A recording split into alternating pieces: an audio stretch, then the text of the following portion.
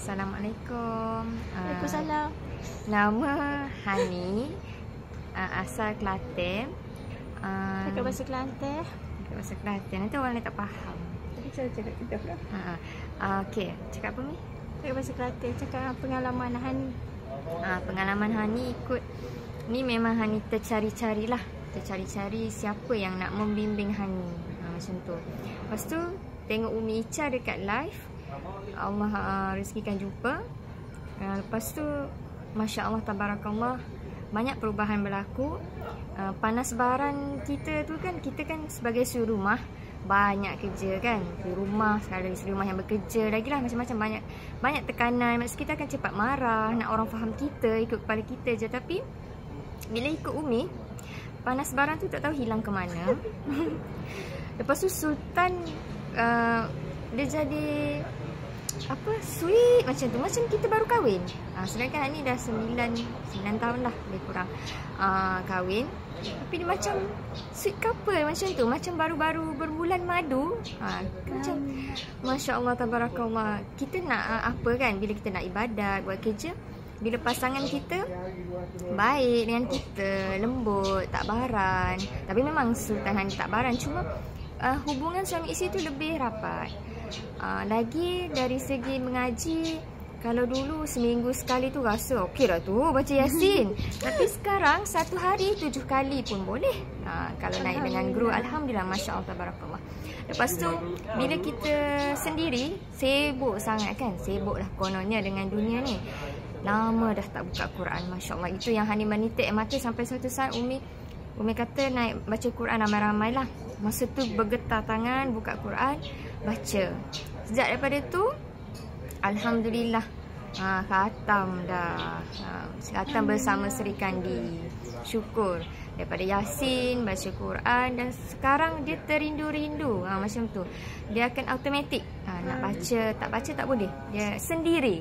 Lepas tu, badan jadi ringan, solat auto, mulut kita auto nak berzikir, auto nak keluar perkataan yang baik-baik, berkongsi yang baik-baik. Kalau dulu kan berubahlah, bezalah. Apa lagi dari segi, kalau yang jenis susah nak tidur tu kan, tak payah cari ubat, baca je Quran. Kalau yang jenis ada masalah sakit dan handphone pun masalah, Hani baca Yasin. Umi kata baca Yasin 7 kali, handphone hilang masalah. Itu kalau ikut kan lucu kan Umi, tapi macam susah nak, nak diterima akal. Tapi handphone problem, susah nak naik baca Yasin. Umi kata lawan, naik baca Yasin 7 kali, 5, 6, 7 kali lah malam tu. Kalau tak tukar handphone dah. Elok je handphone ni. Dah jadi klinik dah. Maksudnya Masya Allah Tabarakallah, dalam Al-Quran tu sendirilah ubat, segala ubat, hatta handphone ni pun. Sekecil-kecil contoh, kalau Allah dah berkata apa ni, kun fayakun, maka terjadi. Kita kena serahkan diri pada Allah. Kalau nak kongsi banyak lagi Umi, banyak sangat lagi. Lepas tu orang tak suka kita jadi suka, kan. Ni pula keluarga mertua sampai nak sponsor melancong sebulan tu. Kan kita tak jangka rezeki tu. Dan yang terdekat punya aura, InsyaAllah doakan Hani akan bersama-sama dengan Umi Ica dan seorang lagi sahabat yang dah ikut lama perjuangan Umi, Kis. Kami akan ke umrah bulan 7 nanti. Amin. Masya Allah Tabarakallah. Satu perkara yang kita tak fikir pun, macam mana kan kita, yelah kalau nak ikutkan, kalau yang berduit pun belum tentu sampai kalau Allah tak izin. InsyaAllah doakan semoga Allah izinkan. Yang lain-lain Umi akan pimpin sampai pergi ke Kubah Hijau. Masya Allah. Nanti Hani doakan, mudah-mudahan Umi dapat sponsor Hani. InsyaAllah. Kalau Umi tak dapat sponsor, mudah-mudahan Hani dapat rezeki daripada mana sahaja. Allah bagi jalan. InsyaAllah. Ada Hani nak nasihat untuk kawan-kawan, adik-adik baru yang akan datang? Untuk Kak Angah, Uda dan semualah, even Along sendiri pun bersabarlah. Sabar. Maafkan pasangan, maafkan mak ayah, maafkan anak-anak. Yang paling penting, maafkan diri sendiri. Umi pesan, kucing berak depan tangga, ayam berak depan tangga pun maafkan. Macam tu.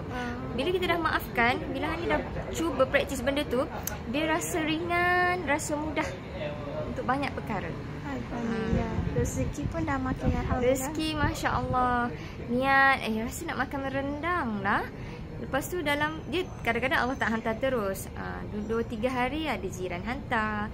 Dia rasa nak makan pelam lah, tiba-tiba ada orang bagi. Macam tu, dia rezeki tak terjangkau lah.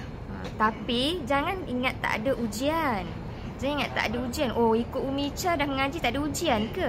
Ada. Dalam puasa jalan kaki 2 jam balik rumah. Tapi happy. Bawa dah beli laksa kat tangan. Dah kalau buka tepi jalan, dia jalan lah.